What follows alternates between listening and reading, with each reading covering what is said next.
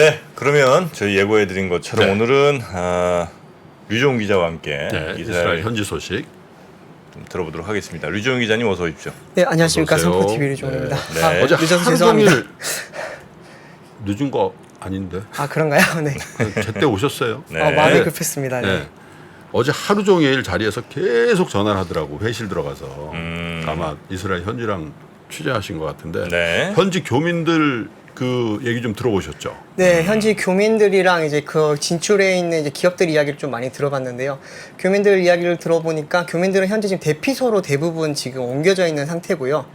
그 기업인들 같은 경우에는 재택근무를 하고 있다가 이제 대피소로 옮겨서 일부는 지금 한국으로 들어오고 있고 네. 또 일부는 아직 대피소에서 지금 귀국 명령 기다리고 있는. 그게 교민에게 여행객이 있고 거기 상주하고 있는 교민들이 거류 고민들이 있잖아요. 네네. 그분들도 한국으로 돌아온다고요? 지금 장기 체류객 같은 경우에 장기 체류자 같은 경우에는 아직까지는 인도할 계획이 아직까지는 잡히지 못했고요.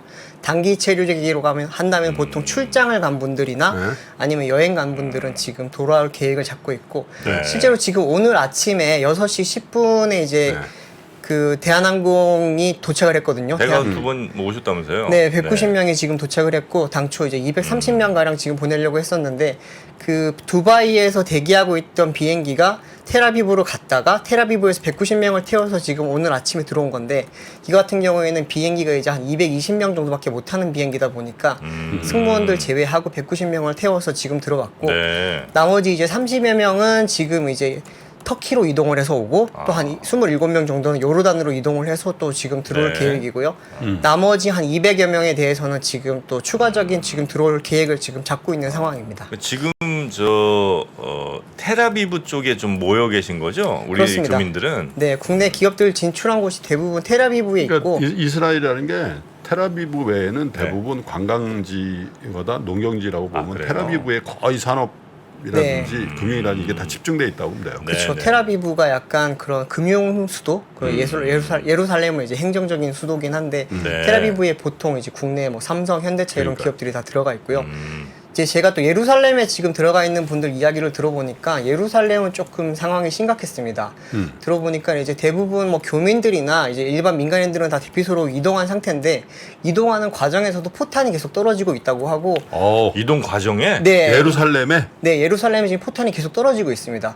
아이언돔이 지금 뭐 한 80% 정도의 방어율을 보이고 있다고 하더라도 네. 한 20%는 지금 못 맞고 있는 거거든요. 오. 그러다 보니까 실제로 뭐 민가라든지 이런 데 지금 다 떨어지고 있고요. 네. 들어보니까 포탄 소리가 계속 끊임없이 들리고 있다고 해요. 근데 제가 아는 분의 이제 한국에 있는 진출해 있는 이스라엘 기업의 지사장분의 이야기를 좀 들어보니까 네. 현지에 있는 그 직원들의 한 30% 정도 네. 지금 다 이제 예비군으로 차출이 돼서 나갔고 야 현지 채용 직원. 네. 네. 그 이제 현지 채용 지원 때 대부분 이제 나갔고요. 그리고 나머지 분들은 대피소로 갔는데 그분들이 대부분 대피소는 다 병원에 있다고 합니다. 네. 병원에 벙커라든지 아니면 병원 자체는 원래 뭐 전쟁 시에 원래 타격을 못 하게 되어 있기 때문에 네네네. 그쪽으로 다 가 있는데 그 근처에서도 계속 포탄이 떨어지는 소리가 들리고 있고 막 부상자들이 계속 들어오고 있고 막 그런 이야기가 들려오고 있어요. 아 병원 지하 같은 데가 이제 네. 대피소인데 네네. 그 지역에도 포탄이 떨어진다. 네, 바로 옆 지역이 지금 다 떨어지고 있고 그러다 보니까 뭐 며칠 전에 저희 막 불꽃놀이 할 때 소리만 들어도 옆 동네까지 다 들리잖아요. 네, 근데 네, 거기는 포탄이 한 방에 떨어지는 게 아니라 여러 방이 막 쾅쾅 떨어지고 있다고 하니까 현지는 좀 약간 좀 네. 많이 혼란스러운 상황으로 또로 공포감이 보입니다. 있겠네.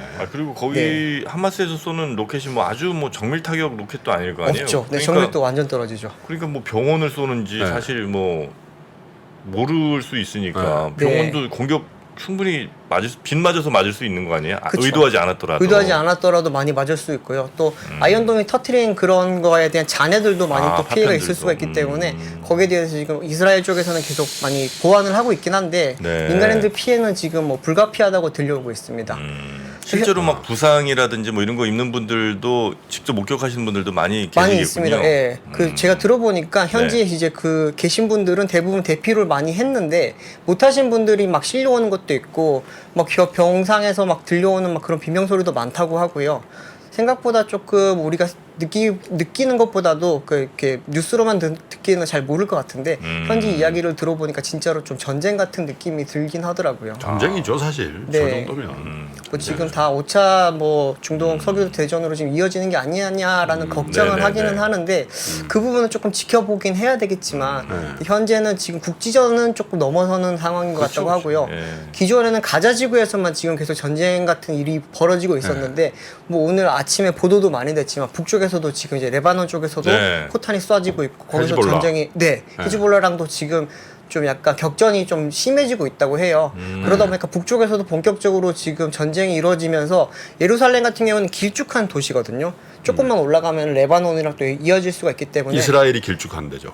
그렇죠. 예루살렘이 이스라엘도 아니라. 길쭉한데 예루살렘이 이제 동쪽에 붙어 있는 길쭉한 도시잖아요. 옆에 요르단이 있고 위쪽에 이제 레바논이 그렇죠. 있는데 그러다 보니까 이제 북쪽에서 침공을 해올 거에 대해서 지금 좀 많이 걱정을 좀 하고 있다고 하고요. 대피를 어떻게 해야 될지 지금 정부도 잘 가늠을 못 하고 있는 것 같다라는 그런 이야기도 들려오고 있습니다. 근데 제가 또 기업들 이야기를 좀 들어보니까 네. 현지 기업들은 제가 뭐 진출해 있는 기업들을 한번 조사를 해봤는데요. 네. 한번 표를 하나 띄워주시면 좋을 것 같습니다. 네. 이제 삼성전자와 LG전자, 현대차, 대한항공이 지금 이스라엘에 진출을 해 있고요. 각각 이제 업체별로 지금 진출한 업체를 한번 살펴보시면 삼성이 이제 반도체 이스라엘 R&D 센터가 있고 이스라엘 판매 법인이 있고요. R&D 연구소가 있고요. 뭐 말 그대로 이제 반도체 이스라엘 센터 같은 경우에는 반도체 관련된 연구를 하는 것이고 판매 법인은 가전제품을 파는 것입니다. R&D 연구소 같은 경우에는 AI라든지 이런 걸 지금 미래기술 연구를 하는 것이고요. LG전자는 이제 예전에는 R&D 센터가 있었는데 지금은 R&D 센터는 없고 판매 지점만 있고 현대차 같은 경우에는 기존에 이제 그 미래기술 연구센터가 있었는데 지금은 유럽기술연구소로 이름을 바꾸고 이제 좀 더 뭐 큰 영역에 지금 연구를 하고 있고요. 대한항공은 이제 텔아비브 벤구리온 이제 공항에 있는 지점이 따로 있고요. 요 정도가 지금 진출해 있고 예전에는 좀 더 많은 기업들이 진출했었는데 지금은 이제 뭐 다른 지역으로 많이 옮긴 그래요? 걸로 지금 나타났습니다. 네. 우리 기업들은 거기에 뭐 공장을 짓거나 이런 건 없고 네. 그냥 이제 R&D. 대부분 R&D. 근데 오늘 뉴스 보니까 그 이스라엘 하마스 전쟁 이 사태가 네.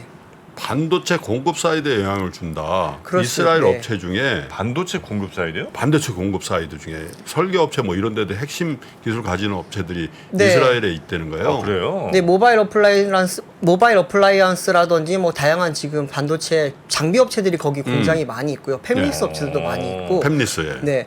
무엇보다 지금 제일 큰 거는 인텔입니다. 네. 인텔이 지금 이스라엘에 있거든요. 인텔 인- 공장이. 네. 네. 아, 인텔 공장이 이스라엘에 공장이 있어요. 법인도 있고요.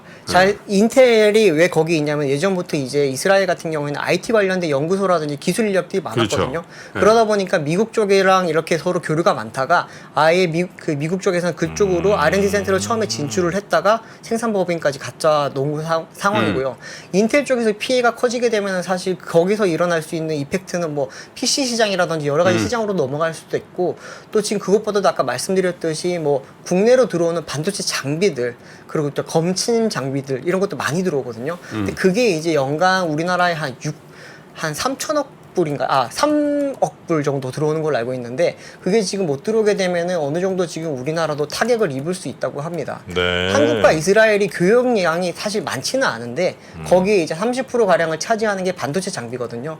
그러다 보니까 이제 반도체 관련된 지금 업종에서는 지금 이스라엘로부터 이번 전쟁에 대한 좀 피해가 좀 많이 우려되는 상황이고요. 반도체 다음으로 또 우려가 되는 거는 지금 자동차 쪽인데요. 자동차 같은 경우에는 저도 이번에 조사를 하면서 조금 놀랐는데 한국 자동차가 이스라엘 현지 이제 자동차 판매 시장에서 1등을 하고 있더라고요. 네?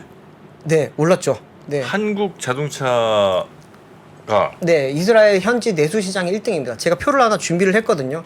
하나 좀 띄워주시면 내수시장 좋겠는데요. 전체로 네, 올해 지금 1월부터 8월까지 이스라엘 내수 자동차 판매 순인데요. 1등이 현대차고 2등이 기아고요. 진짜요? 3등이 토요타입니다. 현대와 기아를 합치게 되면 거의 전체의 60% 정도를 지금 차지를 하고 있거든요. 제가 이제 올해만 이렇게 조금 특수 상황인가 싶어서 좀 조사를 해보니까 현대차는 최근 한 4년 정도 계속 1등을 하고 있었고요. 기아 같은 경우에는 2년 전부터 1등을 하기 시작을 했고요. 현대와 토요타가 지금 계속 엎치락뒤치락 하다가 이제는 기아까지 오면서 현대 기아가 시장의 점유율을 이제 뭐 절반 이상을 차지하고 있는 그런 상황이라고 합니다. 근데 현대차는 지금 이스라엘에서는 일단은 판매 법인을 내놓은 상태는 아니고 대리점을 가지고 있기 때문에 뭐 직접적으로 뭔가 좀 피해가 크진 않을 것 같은데, 근데 뭐 판매 대수도 많지는 않지만 거기서 가져오는 상징성이 있기 때문에 앞으로 좀 중동 시장에 진출을 위한 교두보로 지금 삼고 있었거든요. 근데 여기서 좀 판매에 대한 이런 부분이 떨어지고 또 이제 대리점망이 또 붕괴가 되면 또 복구하는데 시간이 많이 걸리기 때문에 거기에 대해서 지금 이스라엘 현대차 쪽에서는 좀 우려를 하고 있고요. 그러니까 대충 한 현대기아차 합쳐서 올 1월부터 8월까지 한 6만 대 좀 넘게 팔았네요, 그죠? 네. 좀 적은 꽤 대수도 탄 아닌데. 거예요? 이스라엘 전체 자동차 시장이 연간 25만 대에서 30만 대밖에 안 되거든요. 국민이 900만 명밖에 안 되는 되게 작은 나라다 보니까 네. 자동차 시장이 크진 않습니다. 근데 여기서 지금 파생되는 게 많다 보니까 뭐 기업들이 진출을 그러니까. 많이 하고 있는데 영토도 인구도 딱 5분의 1이라더라고. 네. 우리나라에. 아, 그래요? 네, 네. 정확해. 그러다 보니까 지금 자동차 쪽에서는 여기에 대한 우려를 조금 하고 있는데, 뭐 자동차 같은 경우에는 직접적인 판매 타격보다는 이제 아까 말씀드렸듯이 R&D 쪽이 많이 들어가 있다 보니까 미래 기술 관련해서 연구 개발에 이제 좀 일정의 차질이 빚어질 걸 지금 약간 우려를 하고 있는 상황이고요. 또 직접적으로 또 타격이 우려가 되는 게 이제 핸드폰, 스마트폰이랑 가전제품이었거든요. 이게 또 제가 스테트 카운터라는 것을 좀 조사를 해보니까 이제 현지 이스라엘의 스마트폰 시장 점유율인데 삼성이 46.8%로 1등을 차지를 하고 있습니다. 그 밑에 그래프를 쭉 보시면은 이제 제일 위에 있는 파란색 실선이 바로 삼성인데요. 삼성이 꾸준히 1등을 해왔습니다. 애플이 저기서는 29.56%로 2등을 차지를 하고 있고요. 아, 그러고 보니까 좀 뭐 지금 전자 얘기하는데 죄송합니다만 하긴 이스라엘이 독삼사 차를 데려오기는 좀 그렇겠네요, 그죠? 독일차. 역사적으로 그럴 수도 있겠네. 네, 무대- 독일차 네. 수입은 안 하겠네. 그렇죠. 그리고 전기차 판매량이 굉장히 적어요. 저기는 아직까지 그 테슬라도 순위가 전혀 없더라고요. 네, 충전 인프라가 많지 않다 보니까 아까 잠깐 다시 보시면은 BYD가 지금 갑자기 4위로 올라왔는데 52계단을 점프를 해서 이제 4위가 그러네. 됐거든요. 독삼사는 아예 없네. 네, 대부분 이제 일본 폭스바겐도 업체와 한국 없고, 기업들이 많고요. 네, 아, 없겠죠. 생각해보니까 도삼사가 들어갈 수가 없겠어 저기. 못 들어갑니다. 네. 그 뭐 미국 업체들이 좀 많이 팔릴 것 같긴 했는데 예전에는 많이 팔렸는데 한 10년 전부터는 트렌드가 바뀌면서 한국이랑 일본이 지금 꽉 잡고 있고 네네. 5년 정도 전부터는 한국이 제일 잘 나가고 있습니다.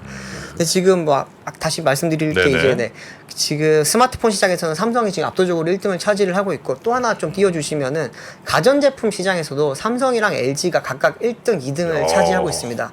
뒤에 보면은 샤프, 베코, 뭐 다른 업체들 보면 일본, 중국 업체들이 쭉 있긴 한데 이스라엘 친하게 지내야겠네. 네, 아니, 국내 네. 그 대사님 그 어이 갑자기 좋아지네. 이스라엘 좀 고맙네 약간. 네, 한국과 이스라엘이 네. 지금 교육을 점점 늘리고 있는 상황이에요. 아니 전 사실. 세계에서 저 뭐야 그 독도 표기하고 동해라고 표시하는 데 이스라엘밖에 없다면서요 또. 네, 공식적으로 그렇죠. 세계 지도 펼 때 네. 우리 옆에 있는 바다 동해를 네. 동해라고 표시하고 독도라고 표시하는 나라가 전 세계 유일 이스라엘이래요. 뭐야? 그럼 미국도 일본어로 쓰고 다 다케시마로 써요? 아니, 그러니까 다케시마는 아니고 뭐 앙쿠르 뭐 저 무슨 있잖아요. 그 암석 뭐 이렇게 이제 아, 표기하는데. 제페네로 쓰기도 하고요. 네. 근데 이스라엘만 그렇다는 거예요. 네. 그리고 한국이랑은 네, 예전부터 좀 민족적으로 좀 비슷한 점이 많다고 하고 교류가 좀 많았고요. 작년 12월부터 이제 FTA가 발효가 되면서 사실 올해가 좀 그런 교역을 늘리는 사실 첫 번째 해였거든요. 그러면서 특히나 이제 자동차 관련해서는 관세 7%가 완전히 철폐가 되고 무관세가 되거든요. 그렇기 때문에 점점 더 큰 이제 시장이 열릴 거라고 봤는데 이렇게 지금 전쟁이 벌어지니까 사실 국내 기업들은 내년부터 새로운 계획을 세웠던 곳들도 지금 많이 좀 억울해하고 있고요.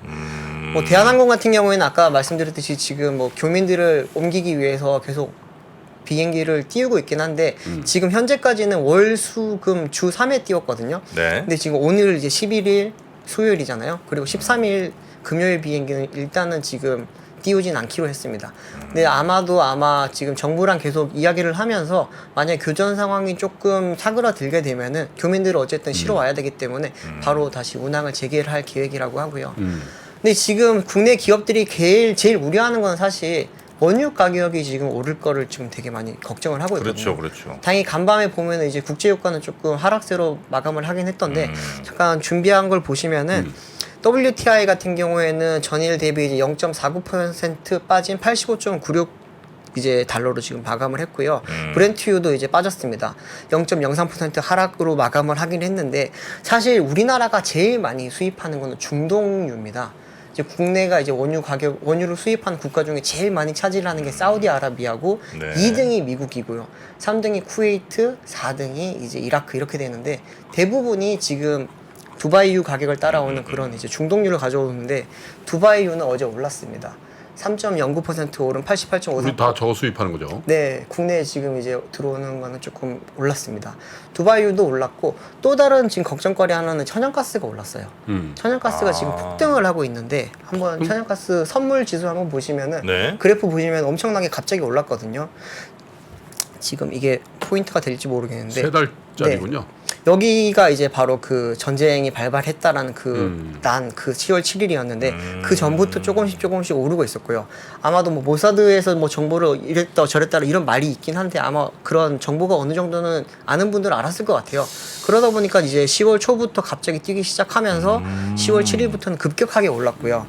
이게 블룸버그에서 하는 이제 2배 레버리지 이제 ETF 상품이 있는데 여기를 보시면은 엄청 많이 올랐어요. 아니 지금. 10월 7일에 전쟁이죠. 뭐예요? 네. 근데 10월 5일부터 저렇게 급등을 했어요? 10월 초부터 많이 올랐습니다. 네. 그러다 보니까 아마 뭐 정보가 어떻게든지 돌았다라는 이야기는 맞는 것 같고요. 네. 저거. 아니 그럼 안 되는 거 아니에요? 뭐 저희도 알 수는 없겠지만. 아니 그 저 네. 추석 연휴 기간에 국제 유가도 그 95달러가 갔으니까 네, 갔다가 떨어졌죠. 살짝 인정해줘야 되는 부분도 있어요. 그때 뭐 음모론처럼 도는 이야기였지만 그때 아마 갔다가 아니라는 이야기가 있어서 빠졌다가 다시 올랐지 않았겠냐라는 게 지금 그래프상으로 보면은 그 말이 어느 정도 일리가 있어 보이기도 합니다. 근데 그러다 보니까 이제 국내 정유업계에서는 지금 계속 국제 유가에 따른 이제 휘발유 가격이 오르는 거에 대해서 지금 부담이 많았는데 네. 다시 이렇게 또 오를 걸로 지금 보이다 보니까 지금 어떻게 해야 될지 되게 고민이 많다고는 합니다. 근데 정부에서도 지금 세금 관련해서도 지금 일몰을 하려고 했다가 다시 지금 또 연장을 하기로 했으니까 아마 이번 전쟁이 또 거기에 대한 영향을 미치지 네. 않을까 또 그런 걱정도 되고 있습니다. 자, 근데 이스라엘이라는 나라가 사실 뭐 소국이죠. 우리나라 영토의 5분의 1도 네. 인구의 5분의 1이 채 안 되는 나라이기 때문에 그런데 전 세계의 지정학적인 중요성이라는 측면에서 거의 뭐 그죠? 굉장히 중요한 그리고 또 네네. 미국의 어떤 정가의 그 미친 영향력이 뭐 유태인들의 어떤 그 영향력이라는 게 할리우드 뭐 이런 데도 선거 과정에서 네. 어마어마한 선거 자금을 대기 때문에 그렇죠. 이 표를 잡아야 된다. 여기 지지를 받아야 된다는 게 뭐 민주공화 할 거 없이 그죠? 제일 많이 놀랐던 게 이제 미국이 바로 항공모함을 출동시켰잖아요. 바이든 대통령이 바로 네. 이렇게 나오더라고. 그게 급이 제일 큰 급이거든요. 제럴드 포드호라는 게 아, 그래요? 항공모함 중에서 제일 큰 크기 사이즈의 이제 항공모함을 출격을 시킨다는 거는 이게 사실은 이게 직접적으로 타격을 하겠다라는 의미보다는 하마스 쪽을 많이 압박을 가하기 위한 건데 하마스랑 이제 그 중동 쪽 니네 함부로 움직이지 말라는 뜻이겠죠. 그렇죠. 그러겠지. 네. 항공모함 이렇게 딱. 근데 지금 지금 뭐 이제 업계가 아니라 그 전문가들 이야기를 조금 들어보면은 이제 이게 단순히 하마스랑 헤즈볼라뿐만 아니라 이란까지 염두에 두고 항공모함을 띄웠을 거라고 해요. 항공모함을 띄운다는 거는 되게 큰 의미거든요, 사실. 북한이 핵 미사일을 쏘겠다라고 할 때도 안 띄우고 그런 되게 큰 어떻게 보면 압박용으로 쓰이는 건데 그게 바로 포탄을 쏘자마자 바이든 대통령이 직접 나서서 그러니까. 우리가 출격하겠다라고 하면서 바로 띄워버렸고 네. 뭐 무력으로는 안 가겠지만 군사 지원은 전폭적으로 무제한 지원을 하겠다라고 오늘 아침에 또 새로운 성명을 발표를 한 걸 보면은 유태인이 이제 미국 정가에 미치는 영향도 크고 또 이스라엘과 미국이 사실 특수관계라는 게 이럴 때 보면 확실하게 드러나는 것 같습니다. 하기야 뭐 제롬 파월을 제외하고 모든 FRB 의장이 다 유태인이니까 아 그런가요? 그것도 너무한 거 아니야? 아 계속 유태인이었어요? 제롬 파월이 처음이라니까. 비유태인으로? 비유태인이. 응? 그 월가는 완전히 유태인이 장악을 한 거네요. 그렇죠? 그러니까. 그렇죠. 금융권은 유태인들이 많이 장악을 하고 있죠. 워런 버핏이 유태인이 아닌 게 신기하다는 거 아니야. 아 거기 또 유태인은 아니에요? 거긴 아니지. 우리 또 자주 오시는 하워드 막스님도 유태인이시잖아. 그렇네요. 막스. 어떻게 이렇게 금융권? 아니 뭐 그건 또 역사가 또 있겠죠. 자, 하여튼 이스라엘과 팔레스타인, 이스라엘과 하마스 간의 전쟁 상황에서 지금 우리 기업들은 이스라엘에서 어떤 상황이 있는지 네. 또 어떤 영향들이 앞으로 또 있을 것 같은지에 대한 이야기, 또 교민들의 안전 네. 이야기 좀 들어봤습니다. 계속 좀 팔로우 좀 해주세요. 네, 계속적으로 좀 이야기를 들어보고 네. 외교 쪽이라든지 뭐 특히 현지 상황을 좀 이야기 들어오는 게 있으면 네. 새로운 거 있으면 바로바로 그러니까 오늘 또 이라크 대사하고 또 인터뷰가 또 계획이 돼 있던데 네, 오늘도 맞습니다. 잘 좀 해주시고요. 네. 네. 우리 기업들이 그렇게 이스라엘에서 잘하는 줄 처음 알았네요. 현대기아차, 삼성 LG가 1등, 2등을 다 차지하고 있는. 네. 전차, 네. 전기전자 자동차를 다 장악하고 있다는 거예요. 사상하고 그렇죠. 있죠. 네. 근데 샴푸만 장악하면 되겠죠 이제. 자, TS도 진출합니다. 자, 우리 류종우 기자님 고생 많으셨고요. 예, 또 다음 소식 업데이트해서 부탁드리겠습니다. 네, 고맙습니다. 감사합니다.